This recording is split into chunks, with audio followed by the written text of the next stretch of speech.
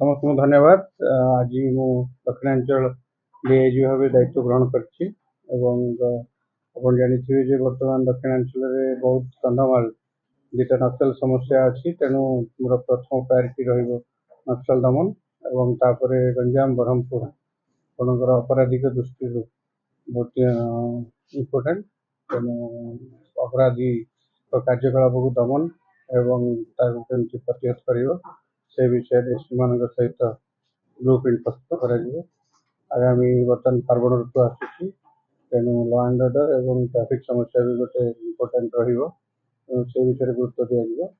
ମୁଁ ଭାବୁଛି ଆପଣମାନଙ୍କ ସହଯୋଗ ଏବଂ ସେମାନଙ୍କର ଉଦ୍ୟମରେ ବର୍ତ୍ତମାନ ଶାନ୍ତି ଶୃଙ୍ଖଳାର ସହିତ ଦଶହରା ସମାପନ ହେବ ଏବଂ ଅନ୍ୟାନ୍ୟ କାର୍ଯ୍ୟକ୍ରମ ଜାରି ରହିବ। ବର୍ତ୍ତମାନ ଆମର ଯେଉଁ କଳାହାଣ୍ଡି, ବୌଦ୍ଧ ଆଉ କନ୍ଧମାଳ ସେଇ ଅଞ୍ଚଳରେ ନକ୍ସଲ ସକ୍ରିୟ ଅଛନ୍ତି। ଆମର ଅପରେସନ ବି ଜାରି ରହିଛି। ଆମେ ବହୁତ ଚେଷ୍ଟା କରୁଛୁ କି କେମିତି ଆମ ବର୍ଡରରୁ ନକ୍ସଲ ସମସ୍ୟାକୁ ସମାଧାନ କରିବୁ।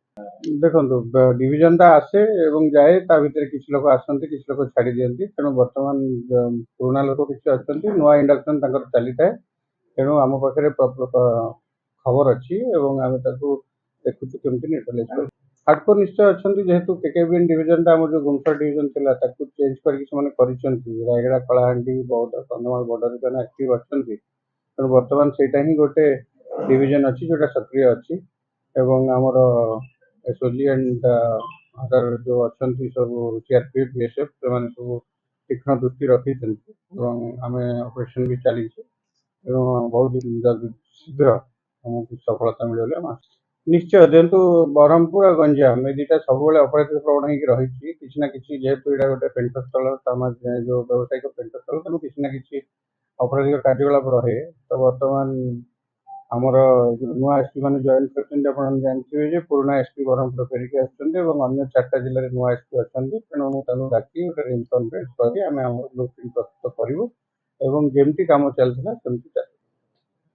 ନିଶ୍ଚୟ, ଯେହେତୁ ବ୍ରହ୍ମପୁର ମୋର ଗୋଟେ ପୁରୁଣା ଜିଲ୍ଲା ହିସାବରେ ଥିଲା ଏବଂ ଇଲେକ୍ସନ ସମୟରେ ମଧ୍ୟ ଆସି ଏସ୍ପି ଭାବେ ଜଏନ୍ କରିଛି ଡିଆଇଜି ର୍ୟାଙ୍କରେ, ତ ନିଶ୍ଚୟ ବହୁତ ଖୁସି ଲାଗୁଛି କି ଆଉ ଥରେ ମୋତେ ଗୋଟେ ଗୁରୁ ଦାୟିତ୍ୱ ମିଳିଛି ଏବଂ ମୁଁ ତା ସୁଚାରୁ ରୂପେ ସମ୍ପାଦନ କରିବାକୁ ଚେଷ୍ଟା କରିବି।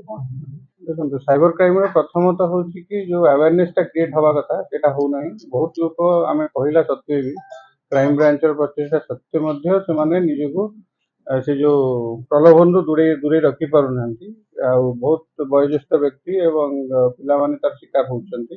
ଆମର ଗୋଟେ economic offence and cyber crime wing ସବୁ ଜିଲ୍ଲାରେ ଖୋଲି ଯାଇଛି ଏବଂ ତାର ଆମର କ୍ରାଇମ ବ୍ରାଞ୍ଚର ସାହାଯ୍ୟରେ ଆମେ ବହୁତ ଜିନିଷକୁ ବି କରିପାରୁଛୁ। ଆପଣ ଦେଖୁଥିବେ ପ୍ରତିଦିନ ମୋବାଇଲ ରିକଭରି ହେଉଛି, ଆପଣଙ୍କର କ୍ରେଡିଟ୍ କାର୍ଡ ଫ୍ରଡ୍ ରୋକାଯାଇ ପାରୁଛି। କିନ୍ତୁ ସାଇବର କ୍ରିମିନାଲ ମାନେ ନୂଆ ସବୁ ଉପାୟ କରି ସବୁ କରୁଛନ୍ତି। ତେଣୁ ଏହା ପାଇଁ ମୁଖ୍ୟ ଦରକାର ଆୱାରନେସ୍ ଏବଂ ଯଦି କେସ୍ ଯାହା ରେଜିଷ୍ଟର ହେଉଛି ତାକୁ ଆମେ ସଫଳତାର ସହିତ ଇନଭେଷ୍ଟିଗେସନ କରି ଆମେ ଆରେଷ୍ଟ କରୁଛୁ ଏବଂ ଲୋକଙ୍କ ଯେଉଁ ପଇସା ଯେଉଁ ପଳେଇ ଯାଉଛି ତାକୁ ବି ଆଣି ଦେଉଛୁ। Please like, share and subscribe to our channel Biplay Parikrama.